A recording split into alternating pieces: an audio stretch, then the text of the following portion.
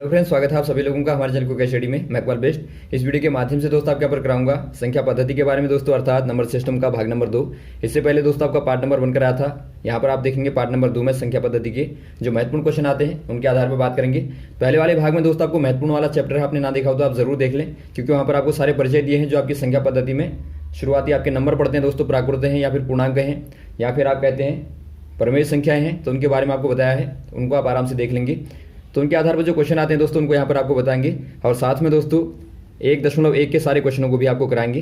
तो देखिए पहला क्वेश्चन यहाँ पर आपको दिखता है दोस्तों, आप स्क्रीन पर देखेंगे। उदाहरण में आपको दिया है पहला वाला कि नीचे दिए गए कथन सत्य है अथवा असत्य, कारण के साथ में उत्तर दीजिए। अर्थात दोस्तों आपको यहाँ पर देखिए कथन दिए हैं, इनमें आपको देखना कि ये सही है या गलत है। तो पहला आपको दिया है दोस्तों, प्रत्येक पूर्ण संख्या एक प्राकृत संख्या होती है। पहले आपको पता होना चाहिए दोस्तों आपका पूर्ण संख्या होती क्या है। पूर्ण संख्या कहने का मतलब है जो आपके होल नंबर होते हैं दोस्तों वो क्या होते हैं। एक सेट आपको बताया था दोस्तों हमने पूर्णांकों का, पूर्णांक अर्थात जो आपके इंटीजर होते हैं तो उनका दोस्तों एक सेट बताया था z बराबर 0, 1, 2, 3 इस प्रकार से आपका अनंत तक होंगे। और वैसे ही दोस्तों आपका माइनस में भी होंगे, -1, -2, -3। तो ये सारा दोस्तों क्या है, एक प्रकार से पूर्ण संख्या कहलाती हैं, अर्थात होल नंबर कहलाते हैं। तो यदि आप बात करें दोस्तों नेचुरल नंबर की, तो जो आपकी प्राकृत संख्या होती है वो आपकी क्या होती है दोस्तों, 1, 2, 3, 4 डैश तक होती है। तो यहाँ पर आप क्लियर देखते हैं कि सारे के सारे जो नेचुरल नंबर होंगे दोस्तों वो आपके z में होंगे। अर्थात आप कह सकते हैं जो आपका n है दोस्तों वो बिलोंग करता है z में। इसका अर्थ होता है दोस्तों बिलोंग, इसको आप बिलोंग बोलते हैं। बिलोंग कहने का मतलब है दोस्तों कि ये सारे के सारे एलिमेंट यहाँ पर पाए जाते हैं। यहाँ पर आप देखते हैं 1 भी है, 2 भी होगा, 3 भी होगा, 4 भी होगा, सारे के सारे आप जो भी नंबर देखेंगे वो यहाँ पे पाए जाएंगे। लेकिन आप दोस्तों यहाँ पर देखिए, यदि आपको पूछा जाए कि z n में बिलोंग करता है तो आप कहेंगे नहीं करता, क्योंकि यहाँ पर देखिए आप आराम से देखते हैं जो आपके सारे के सारे z वाले एलिमेंट हैं वो n में नहीं पाए जाते। क्योंकि आप देखते हैं जो आपके माइनस वाले हैं या फिर आपका 0 है वो दोस्तों आपका n में नहीं पाया जाता। तो यहाँ से आप क्या देखते हैं, n आपका z में होगा लेकिन z आपका n में सारे के सारे नहीं होंगे। तो यहाँ से आप क्या कह सकते हैं दोस्तों कि सारे के सारे जो आपकी प्राकृत संख्या होती है वो पूर्ण संख्या होती है, लेकिन सारी पूर्ण संख्याएं प्राकृत संख्याएं नहीं होती हैं। तो यहाँ पर देखिए आपको यही पूछा गया है कि प्रत्येक पूर्ण संख्या एक प्राकृत संख्या होती है, तो आप कहेंगे नहीं होती है। तो यहाँ पर देखिए आपका नहीं होती, इस प्रकार से आप बताएंगे। अगला यहाँ पर देखिए आपको क्या पूछा गया, नंबर 2 में आ जाइए। यहाँ पर आपको पूछा गया प्रत्येक पूर्णांक एक प्रमेय संख्या होता है। यदि आप बात करें दोस्तों पूर्णांक, आपने देख लिया पूर्णांक ये वाला आपका पूरा सेट दिखता है। तो प्रत्येक पूर्णांक दोस्तों प्रमेय संख्या आपको पूछा गया। प्रमेय संख्या क्या बताया था आपको, प्रमेय कहने का मतलब है जिनको आप P/Q के फॉर्म में लिख सकते हैं। तो इनमें दोस्तों यहाँ पर देखिए प्रमेय में क्या आता है, आप Q से रिप्रेजेंट करते हैं। इसमें आपका देखिए दोस्तों आपका 0, 1, 2 ये सब तो आएंगे ही, -1, -2। इसके साथ में दोस्तों आपके भिन्न वाले फॉर्म भी आएंगे। आप कह सकते हैं 0/1 या फिर 1/2 या 2/2 या माइनस वाले आपके 1/2 -3/2। तो जितने भी दोस्तों आपके यहाँ पर भिन्न के फॉर्म होंगे, P/Q के फॉर्म होंगे, वो सारे के सारे नंबर इसके अंदर आते हैं। तो यहाँ से आप देखते हैं दोस्तों जो आपके z हैं वो सारे के सारे Q में होंगे। तो यहाँ पर आपको यही पूछा गया कि बताइए प्रत्येक पूर्णांक संख्या एक प्रमेय संख्या होगी, तो आप कह देंगे हाँ। क्यों, क्योंकि आपके सारे के सारे z दोस्तों Q में बिलोंग करते हैं। तो यहाँ से आप कह देंगे हाँ। यदि आपको पूछा जाए दोस्तों सारी प्रमेय संख्याएँ पूर्णांक संख्या होती हैं, अर्थात आपको यदि पूछा जाए Q बिलोंग टू z, तो आप कह देंगे नहीं, क्योंकि दोस्तों आपके जो भिन्न वाले हैं तो वो आपको यहाँ पर नहीं मिलेंगे। तो नंबर 2 में आपका दोस्तों सही हो जाएगा। अगला क्वेश्चन देखिए दोस्तों नंबर 3 वाला, प्रत्येक प्रमेय संख्या एक पूर्णांक होती है।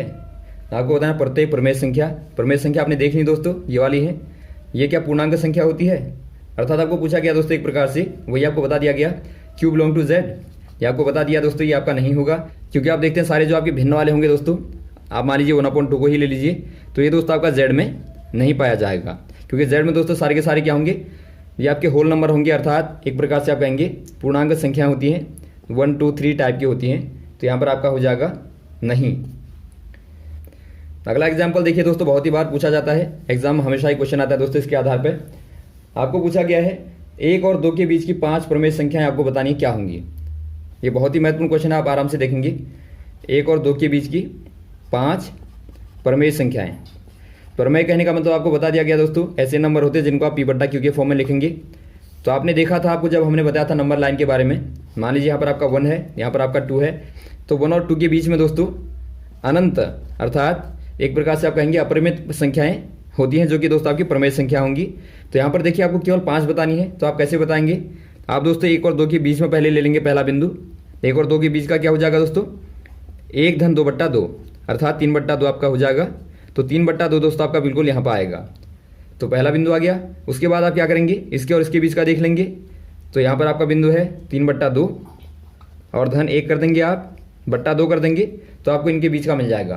कहने का मतलब है जब आप दो बिंदु आपके पास में हैं दोस्तों, ये आपका A1 है, ये आपका A2 है, तो आप क्या कर देते हैं, A1 + A2 बट्टा 2 करते हैं, तो आपको बीच वाला बिंदु मिलता है। तो ये बिंदु आपको जो भी मिलेगा, मान लीजिए आपको B1 मिला, तो फिर आपको इन दोनों के बीच का निकालना है। तो आप क्या करेंगे, A1 + B1 बट्टा 2। तो यहाँ पर आपको मान लीजिए आपका C1 मिला, फिर आप इनके बीच का निकालेंगे, तो A1 + C1 बट्टा 2। तो इस प्रकार से आप दोस्तों अलग अलग प्रकार के बिंदुओं को निकाल लेते हैं। तो यहाँ पर देखिए आपने निकाल लिया, इसको आप सॉल्व करेंगे। 3/2 धन 1 क्या हो जाएगा, ये आपका हो जाएगा 5/2 और बट्टा 2 है, तो ये आपका आ जाएगा 5/4।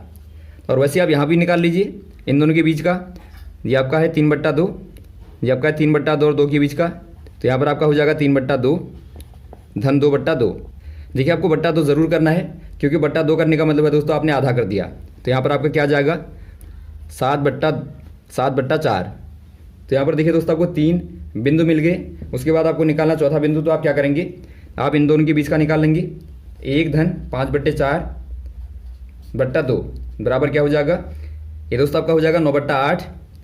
तो इस प्रकार से दोस्तों आप बहुत सारे बिंदुओं को निकाल सकते हैं। अब देखिए दोस्तों एक मेथड और होती है, ये आपकी पहली मेथड है।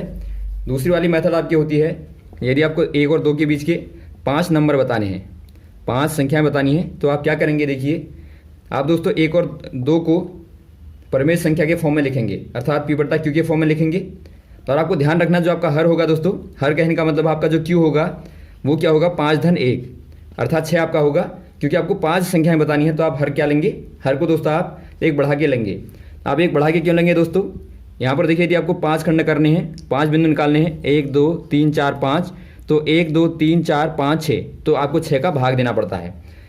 यदि आपको 3 बिंदु निकालने होंगे दोस्तों, तो वहाँ पर आप 4 का भाग देंगे। तो ये आपको ध्यान देना है। तो आप क्या करेंगे दोस्तों, 1 और 2 को P/Q के फॉर्म में लिखेंगे। तो 1 बराबर क्या हो जाएगा, P/Q, क्योंकि स्थान पर आपको 6 लेना है।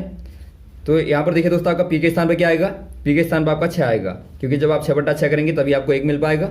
और वैसे ही आप यदि निकालें 2 के लिए, तो 2 बराबर क्या हो जाएगा, नीचे आपका 6 आना चाहिए, तो ऊपर क्या आएगा दोस्तों, यहाँ पर आपका 12 आएगा, क्योंकि 12/6 आपका 2 आता है। तो आपका जो 1 और 2 का P/Q फॉर्म है दोस्तों, वो क्या बना, प्रमेय संख्या के फॉर्म में। प्रमेय संख्या के फॉर्म में आप 1 को लिखेंगे 6/6 और 2 को लिखेंगे 12/6। तो इनके बीच के आपको 5 नंबर बताने हैं। तो आप क्या करेंगे, 6 के बाद आपका 7/6, फिर आपका 8/6, फिर आपका 9/6, फिर आपका 10/6, फिर आपका 11/6।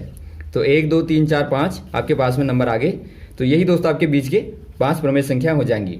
तो आप ऐसे भी निकाल सकते हैं दोस्तों, और जो आपको पहली वाली मेथड बताई वैसे भी आप निकाल सकते हैं। ये आपको ज़्यादा इजी पड़ेगा, लेकिन आपको ध्यान देना दोस्तों, इसको आपको P/Q के फॉर्म में लिखना नंबरों को, उसके बाद आराम से आप इनको निकाल लेंगे। आपको हर को समान करना है, लेकिन आप अंशों को बढ़ाते रहेंगे। तो यहाँ से आपको क्या पता लगा दोस्तों, यहाँ से आपको पता लगा किन्हीं 2 नंबरों के बीच में, मान लीजिए आपने 2 नंबर देखे, 1 और 2 को लिया आपने, तो इनके बीच में दोस्तों जो आपकी प्रमेय संख्याएं हैं, प्रमेय कहने का मतलब है जो आपके रैशनल नंबर हैं दोस्तों, वो अनंत होते हैं, अर्थात इन्फानाइट होते हैं। यहाँ पर आप बहुत सारे नंबरों को निकाल सकते हैं। यदि आप इनको आधा करते जाएंगे दोस्तों, तो ये सारे के सारे आपको क्या मिलेंगे, प्रमेय संख्याएं मिलेंगी। अब बात करते हैं दोस्तों 1.1 के क्वेश्चनों की। देखिए पहला क्वेश्चन क्या दिखता है दोस्तों आपको, क्या 0 एक प्रमेय संख्या है। आपको मालूम है दोस्तों, आपको बताया था हमने, जो आपका 0 होता है, 0 को आप 0/1 लिख सकते हैं, अर्थात आपका P/Q का फॉर्म आ गया। और P/Q का फॉर्म आने का मतलब है ये आपका प्रमेय संख्या होगा। प्रमेय अर्थात जो आपका रैशनल नंबर है, ये दोस्तों आपका होगा। तो आप कह देंगे 0 क्या है, एक प्रकार की प्रमेय संख्या होती है। और साथ में आपको पूछा गया है आप इसको P/Q के रूप में व्यक्त कर सकते हैं। तो आपने यहाँ पर देख लिया कि हाँ आप व्यक्त कर सकते हैं, क्योंकि आप 0/1 के रूप में दोस्तों लिख सकते हैं। अगला क्वेश्चन देखता है दोस्तों, आपको 3 और 4 के बीच के 6 प्रमेय संख्या आपको बतानी है। वही क्वेश्चन आ गया दोस्तों आपका 3 और 4 के बीच में यहाँ पर आपको पूछा गया है। पहला काम आप क्या करेंगे दोस्तों, आपको 6 संख्या पूछा गया है। तो आप क्या करेंगे, पहले 3 और 4 को P/Q के फॉर्म में लिखेंगे। आपका हर क्या होना चाहिए दोस्तों, हर आपका होना चाहिए 6 धन 1, क्योंकि आपको 6 निकालनी है, तो आपका 6 धन 1 होना चाहिए, अर्थात आपका 7 होना चाहिए। तो यहाँ पर देखिए आपका 7 आपने यहाँ पर लिखा नीचे हर में दोस्तों। तो ऊपर आप क्या लिखेंगे ताकि आपको 3 मिले, ऊपर लिखेंगे आप 21, क्योंकि आपका 7 या 21 होता है। तो 3 को दोस्तों आप लिख देंगे 21/7। तो ये आपका P/Q के फॉर्म में आया। वैसे आपको 4 को लिखना है तो 4 का नीचे तो आपका 7 ही आएगा, तो ऊपर क्या आएगा दोस्तों, यहाँ पर आपका 28 आएगा, क्योंकि आपका 28/7 बराबर 4 होता है। तो आपके पास में दो संख्याएं आ गई दोस्तों, 21/7 और 28/7। इनके बीच की आपको 6 परमेय संख्या बतानी है। तो पहली हो जाएगी दोस्तों आपकी 21 के बाद आपका आता है 22/7, फिर आपका 23/7, फिर आपका 24/7, फिर आपका 25/7, फिर आपका 26/7, फिर आपका 27/7। तो ये दोस्तों आपके पास में 6 परमेय संख्या आ गई, तो इजीली आप निकाल लेंगे। अगला क्वेश्चन देखता है दोस्तों, आपको 3/5 और 4/5 के बीच की आपको निकालनी है संख्याएं। 5 प्रमेय संख्या आपको बतानी है। अब देखिए दोस्तों, यहाँ पर थोड़ा सा क्वेश्चन अलग है, थोड़ा सा आप ध्यान देंगे। यहाँ पर आपको पूछा गया 3/5 और 4/5। अभी तक जो आपने नंबर देखा था दोस्तों, वो आपका पूर्णांक के फॉर्म में था, अर्थात एक प्रकार से आपने देखा था दोस्तों पूर्णांक का अर्थात z के फॉर्म में था। लेकिन यहाँ पर आप देखते हैं ये आपका प्रमेय संख्या के फॉर्म में पहले से है। तो यहाँ पर आपको कैसे निकालना है, देखिए आपको निकालना है 5 प्रमेय संख्याएं, इनके बीच की निकालनी है। पहले तो आप वही निकालेंगे दोस्तों, 5 धन 1 बराबर 6, क्योंकि यहाँ पर आपके 6 भाग होंगे। अब आप क्या करेंगे दोस्तों, 6 का ऊपर नीचे गुणा कर देंगे। ध्यान देंगे आप, 3/5 और आपका 4/5 है, तो इसमें दोस्तों आप 6 का गुणा कर दीजिए। तो क्या मिलेगा आपको, देखिए यहाँ पर आपको मिलेगा 18/30 मिलेगा, और यहाँ पर आपको मिलेगा दोस्तों 24/30। तो अब आप यहाँ पर देखते हैं दोस्तों 18/30 और यहाँ पर आपका 24/30। तो दोनों के बीच का यदि आपको निकालना है तो 18 के बाद आप शुरू कर देंगे, 19/30 आ जाएगा, फिर आपका 20/30, फिर आपका 21/30, फिर 22/30, फिर आपका 23/30। तो यहाँ पर आप गिनेंगे इनको 1 2 3 4 5, तो 5 प्रमेय संख्या आपके पास में निकल के आती है। तो आप ध्यान देंगे दोस्तों, जब आपको भिन्न के फॉर्म में दिया होगा तो वहाँ पर आपको ऊपर नीचे गुणा कर देना है और बीच के नंबरों को आप आराम से निकाल लेंगे। अगला क्वेश्चन देखिए दोस्तों, आपको सही और गलत में बताना है कौन सा वाला होगा। तो पहला क्वेश्चन आपको दिया है, प्रत्येक प्राकृत संख्या एक पूर्णांक संख्या होती है। आपको पूछा गया प्रत्येक प्राकृत संख्या। पहले आप लिखिए नेचुरल नंबर को, जो आपकी प्राकृत संख्या होती है 1 2 3 4 इस प्रकार से होती है। उसके बाद आप लिखिए पूर्णांकों को, पूर्णांक मतलब z का आपका सेट होता है, ये आपका 0 1 2 3 इस प्रकार से होता है, और माइनस में आपके -1 -2 -3 इस प्रकार से होगा। अब आप आराम से देखिए, आपको पूछा गया प्रत्येक प्राकृत संख्या क्या पूर्णांक होती है। तो आप आराम से देखते हैं दोस्तों, प्रत्येक प्राकृत संख्या आपकी z में पाई जाती है, 1 2 3 सारे के सारे नंबर आपके यहाँ पाए जाते हैं। तो आप कह देंगे हाँ, क्योंकि दोस्तों आपका क्या देखा आपने, n के सारे नंबर z में आते हैं, तो n belongs to z, that means ये दोस्तों आपके यहाँ पर एग्जिस्ट करेंगे। अगला क्वेश्चन आपको पूछा गया दोस्तों, प्रत्येक पूर्णांक एक पूर्ण संख्या होती है। बिल्कुल होती है, आपने देखा प्रत्येक पूर्णांक संख्याएं आपके यहाँ पर है। तो आप देखते हैं दोस्तों, सारी की सारी पूर्णांक संख्या क्या होती हैं, एक प्रकार से होल नंबर होती हैं, अर्थात पूर्ण संख्याएं होती हैं दोस्तों। तो आप यहाँ पर कह देंगे दोस्तों प्रत्येक पूर्णांक जो होता है वो एक प्रकार से पूर्ण संख्या होता है, क्योंकि 1 2 3 या फिर आप कहें 0 या फिर आप कहें -1 -2, ये सारे के सारे क्या हैं, अपने आप में पूरे हैं। अगला क्वेश्चन देखिए दोस्तों, प्रत्येक प्रमेय संख्या एक पूर्ण संख्या होती है।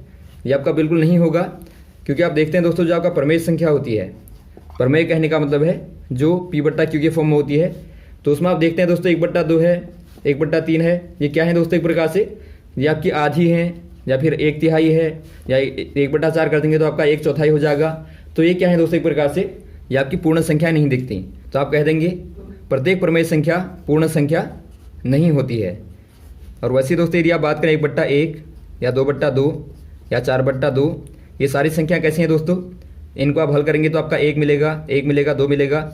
ये आपकी पूर्णांक हैं, अर्थात पूर्ण संख्याएं हैं। लेकिन आपकी दोस्तों 1/2 1/3 ये वाली आपकी पूर्ण संख्याएं नहीं हैं। तो आप कहेंगे दोस्तों सारी प्रमेय संख्याएं पूर्ण संख्याएं नहीं होती हैं। तो ये रहा दोस्तों आपका भाग नंबर 2। यदि आपको कोई कन्फ्यूजन ना हो तो आप कमेंट बॉक्स में कमेंट करें, और लगातार बने रहें दोस्तों। जो आपके बचे हुए भाग हैं उनको आपको लगातार बताते रहेंगे श्रृंखला में। ओके, थैंक्स, जय हिंद, जय भारत।